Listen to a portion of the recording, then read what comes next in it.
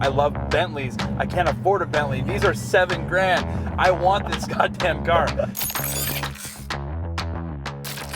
Something the American and German car makers both do very well are big luxury sedans with powerful V8s in them. From the German side, you have things like the BMW M cars, the AMGs. The Americans have the CTS-V, the Charger Hellcat. But before those American supercharged V8 ones, we had something like this, the Chrysler 300 SRT. This one here is owned by my good friend Tim, and today we're going to do a review video and ownership update of his 190,000 mile Chrysler 300 SRT.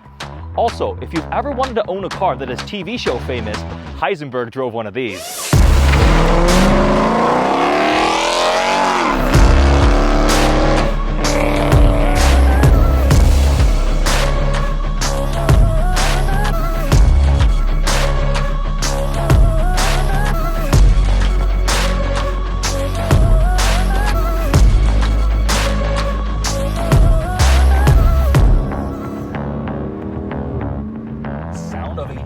Aspirated V8. We're in the car now with Tim.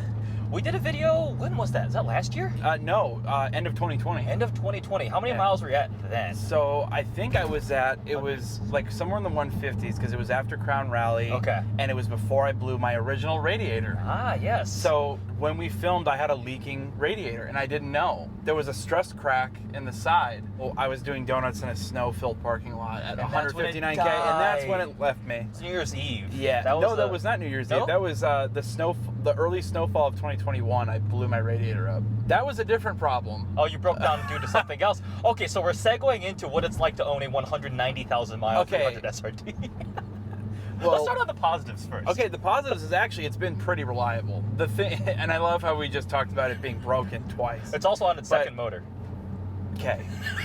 My car specifically has been pretty good.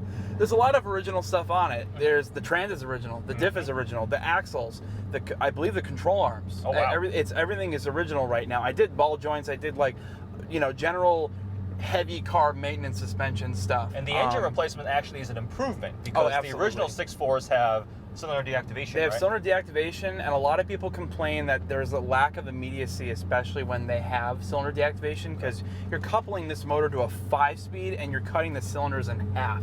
So imagine that having to kick on and then kick down a gear, and it's just not that pleasant. These engines, in my opinion, have almost completely 100% failure rate from a 2011 to 2015. The 392s have rampant lifter, camshaft, valve train related issues that will kill your entire engine. Sounds pretty critical. Yeah, the thing that sucks about modifying non-Hellcat Hemis is that they're very expensive. There's a lot of labor involved, and the tuning is even more expensive. Okay. So, and the gains are so minimal. Like putting a cam in a 6.4, a street cam, you're getting 50 wheel. Okay. An aggressive cam, 70 wheel. Okay. That's what sucks. There's nothing to really be had on these motors. Whereas on a Hellcat, pulling a 2 oh my god, 100 extra. It's a bolt-on monster. You can make 4-digit power with 2 things. Yeah. This has a 2016 non-cylinder deactivation, technically non-MDS motor from a manual Challenger. Okay. Scat Pack, or technically it was an SRT 392. This has the improved lifters and valve train. Just the quality control is a lot better for these. Let's cover the Powertrain Basics. 6.4 liter Hemi V8, but as Tim just said, the updated 392. Originally 470 horsepower and 470 pound-feet of torque, but the new one is supposed to be 485, 485, okay. I believe is what their factory ratings are. This has a tune on it, but one of the things I did also during the time is I cut off more of the exhaust, because it sounds amazing. Sounds really good. Like if you roll the back windows down and you just punch it here, you'll see what I mean.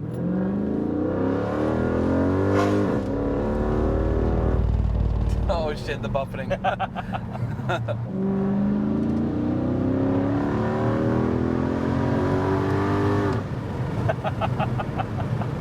Another upgrade from last time is I went to a completely different brand of brakes. Okay. I was running cheap brakes because I knew I was going to ruin them on Crown Rally, and kind of wish I would have just spent the more money on the actual good brakes. These are R1 concepts. Okay. These bite so much better than before. I mean, they still are late on the pedal. Okay. I did brake fluid. It hasn't really improved that much since I did brake fluid, but honestly, it's still a huge improvement in the stopping department with this car. So this is the 5-speed auto. Correct. Are these, this is the rear-wheel drive only one, right? Correct. Did they have an all-wheel drive SRT They did. later No, on? not an SRT. Oh, just the they 8. only had the 5.7 liter, so the RT all-wheel drive. So And same thing as the Charger. Correct, and I Yeah. believe it's a packaging issue that limits them from putting the all-wheel drive system coupled to an 8-speed transmission now and a gigantic V8. Yes. That's a lot to package in one 1994 base chassis. The chassis is old as I am, technically yeah. underneath. Yep. Yeah, that's the whole Daimler, Mercedes, Chrysler conglomerate. Yeah, some of But their stuff is old. the nice thing about the 5-speed, and this is really the only nice thing you can say, this is a 190,000 mile gearbox. Yeah. It's lasting. It's putting up with the power and the it should- abuse, which yeah. you have not been gentle with. Oh, it. I've driven it aggressively, but everything's been serviced. Okay. I don't skip a beat on servicing this thing. So many areas where these cars can have major issues. If you stay on top of servicing, you can really prevent a lot of it, but there's some things you can't. It's just time-based. Like, for example, the dashboards in these will lift, and it's almost unstoppable. Okay. There's nothing you can do to stop it from lifting because it's a heat related. Seems fine. Up there, it's lifting. Oh, that's what that is Yeah. over there. Okay. Yeah, because they didn't give you enough leather to stretch out. It's Yeah. way too tight, Okay. and there's not enough, so you can't stretch it back. The upgrades on Wait. the car. Oh shit. Wait.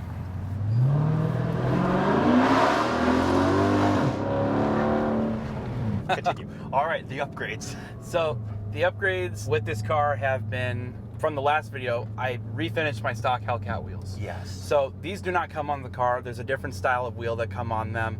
I love that style, but I'm gonna be honest, no one looked at the car.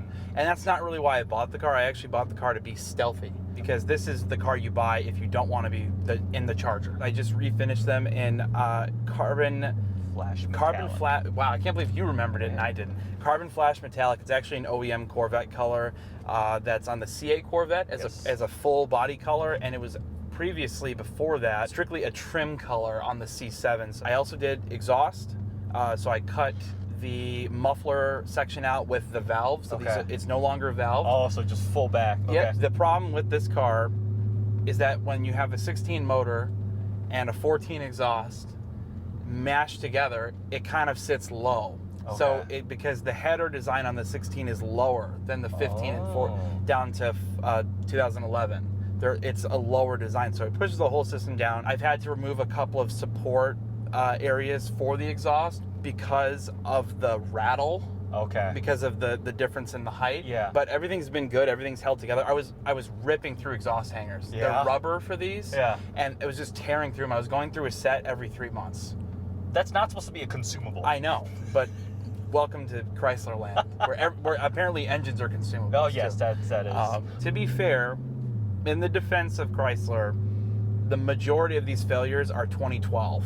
Okay. The vast majority. Early one. But this is a 2014 car and it still happened. Yeah. It happened at 120,000. Previous owner bought this car at 119K. At 120,000 miles, the lifter locked up, the cam beat the lifter until let go of the valve. Catastrophic engine failure. Let's talk about the exterior styling a bit more. You mentioned the Hellcat wheels, which I think look really cool because they're wider, much more 100%. aggressive. Yeah. This is still stock ride height. Correct. Everything else exterior-wise is factory, correct? Yep, absolutely. I haven't changed anything. The only difference visually is the exhaust pokes further out the back because I have that custom exhaust back there. To go from like a vacuum cleaner stock exhaust, this car had a totally stock exhaust for 135,000 miles of life. Wow.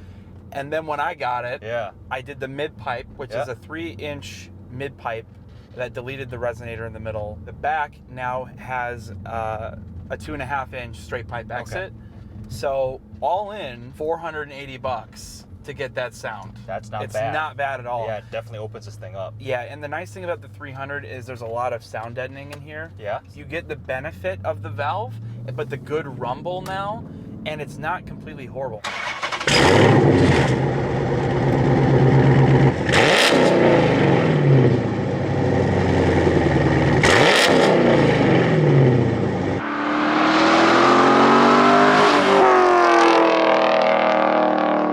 The exterior of the 300 SRT is like a Charger in a suit. It's like the more 100%. professional looking one, especially in this all blacked out. It just looks a little more classy. The larger grille up front. The Chrysler logo itself looks fancier with the wings spreading out. But it's also stealth. It's subtle. Even with the Hellcat wheels, this is like a classy muscle sedan to me. 100%. And I think it's unique also. Yep. There aren't many 300 SRTs out there. No. I think the last time I actually saw one was in Dubai, and I got so excited I took a picture. Yeah, you did. I'm like, you did. I had a meltdown when you said that. I was like, oh my god, yes. 300 SRT in Dubai. That's it. It's just wheels and the exhaust tips stick further out. Overall, I think the exterior looks really cool, and probably one of my favorite touches is your license plate. Oh yeah. Heisenberg. Okay, you're a fan of Breaking Bad, obviously. Absolutely. Yes. Yeah. You saw. Tell that story of you watching the show, and so. Why'd you get this car? I liked the 300C so much, even the ones that people hate. I loved like the 07. Okay. Like that was like I loved it. I'm like I love Bentleys. I can't afford a Bentley. These are $7,000. I want this goddamn car. Like I love the design of it. And you know it has not aged well, but I do think that there's some really strong qualities to it still. Bottom line is, I loved Breaking Bad, and I loved it before I even knew this was even going to get a cameo in the show. Chrysler did almost no advertising for this car. Zero. Yeah. And the one time they did, it was a paid promotion. On Breaking Bad. It was a paid One promotion. of the best TV shows ever. Exactly. And I lost my mind. I'm like, that is the most badass looking thing ever. You couldn't have picked a better villain car of all time. Yeah. And I go online, and I'm like, you know, I'm just trying to figure out, can I get one of these as a high schooler? And I'm like, oh, they're $60,000. Yeah. No, I can't get one as a high schooler. Value-wise, they were into 20s and 30s. I think the low point, you think? Yeah. 30s? Well, there was a point in time where these could be had with mid-mileage for 23, 24 grand. Okay. Like, they were really cheap. To get almost 500 horsepower, Yeah. V8 and some nice luxury features, that's a pretty dang good value. It's such a great daily. This is an ultimate, you know, reliability aside, potentially with the engines, this is such a great one-car solution. Okay. If you have to take one car to work, and you also want to go race your car And have afterward, fun with and it, have yeah. fun, but then you want to just turn up your 19-speaker audio system in here and just kind of chill out. Yeah. I mean, it's kind of the all things to all people. That's what SRT's done so well. We'll talk about the interiors. I'll do my little interpretation of the interior. Obviously, it's getting a little more dated as time goes on, right? The infotainment can't compare it to the newest Uconnect, but there's still some nice classy touches. The Chrysler dash clock there, that looks very nice. We've got some carbon trim in here. The seats are quite comfortable. We'll talk about that in a second. The steering wheel does look like it's out of a Dodge Ram, I will say that, but it's got paddle shifters. It's the okay, you have a point. They all look the same, but this is the SRT flat bottom. Okay. So it is different. It is flat bottom, have SRT on here, and one of the things that was most impressive to me, full panoramic sunroof, and it also opens up. So that is really nice. Interior, what did you do? Seats. I wanted red interior more than life itself. I wanted it so bad. It was my number one thing. Okay. Like, it was such a big deal to me when looking for this car. But this car, with all the work done, was such a good deal, I could not ignore this car. Yeah. I couldn't say no. Even though it had black interior. Yeah. So you found red seats? It took me 2 years. Oh, wow. So the challenge with finding red seats for this car is simply this. If you have them, they're never going to be separated from the car. Why would you sell them, right? Yeah. Well, there's another reason that they are separated. When a car gets totaled. What happens usually with modern cars? They put airbags in the seats. When cars are totaled, they blow the bags out in the seats and ruin the seat. You have to get a new airbag. It's a total hassle. You have to go to an upholstery guy if you don't have any experience. Yeah. And for me, that was a lot of hurdles. So I'm like, you know what? If it comes, it comes. I'll just wait. Yeah. And I was so obsessed, I got into the habit of at least like once a month looking up the phrase red SRT seats on like eBay. Okay. And like 2 months ago, I was just sitting there at work. I'm like, yeah, you know what? Red SRT seats. Yeah. These have no blown bags. They were from a totaled car that didn't have airbags go off on the inside. Okay. There's a few blemishes with them. They're not perfect, but the car is 190,000 miles. And I was like, screw it, let's go. I bought them. Yeah. And I paid probably a little too much for them. But by the time that they came, I'll let you punch it here. Yeah.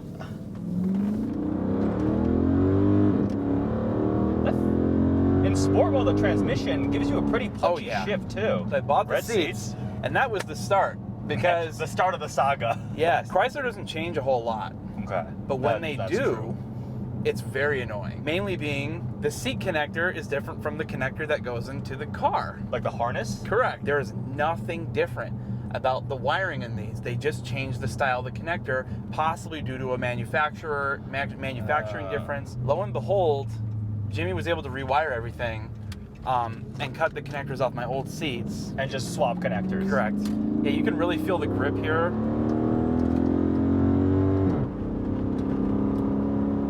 For a big sedan on older suspension, that's not bad at all. Yeah. This thing just cruises. It's really impressive. The Hellcat wheels changed the game in the grip department. Because you got to go wider tires too, right?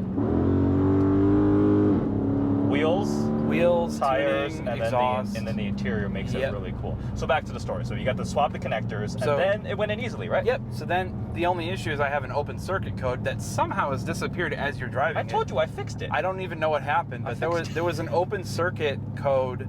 So I had an airbag light on, but everything works perfectly. Everything. Heated, cooled, controls here work fine. Yep, everything. Lumbar is adjustable. Everything. Yeah. That's awesome. Jimmy spent his whole Memorial Day doing that for me in my driveway. Shout out to Jimmy.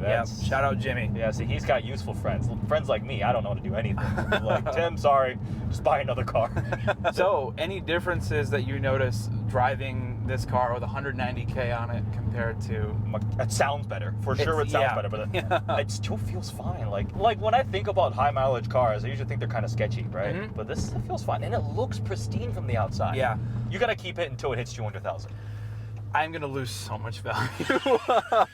So overall, nothing major in terms of maintenance. No major issues. I never blew it. Like everyone says the diffs in these are glass, but I've had my fun in it. I've always serviced the diff. Yep.